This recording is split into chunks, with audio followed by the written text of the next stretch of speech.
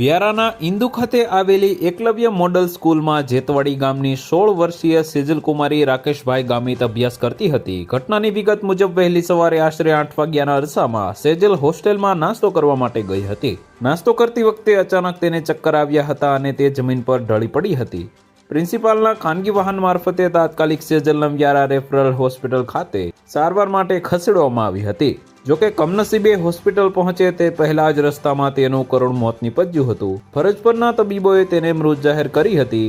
મૃતક વિદ્યાર્થીની ક્રિસમસની રજાઓ પૂરી કરીને ગત સાંજે જ હોસ્ટેલમાં હાજર થઈ હતી। તેના મોતના સમાચાર મળતા જ વાલીઓ અને સગા સંબંધીઓ હોસ્પિટલ દોડી આવ્યા હતા। પોલીસે આ મામલે અકસ્માતે મોતનો ગુનો નોંધી વિદ્યાર્થીનીના મૃતદેહને પોસ્ટમોર્ટમ માટે મોકલી આપ્યો છે।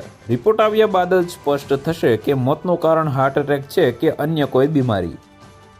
તો વધુ માહિતી મેળવવા માટે ચેનલ સાથે જોડાયેલા રહો। વિડીયો પસંદ આવે તો લાઈક કરી દેજો। ચેનલમાં નવા છો તો સબસ્ક્રાઇબ કરી દેજો।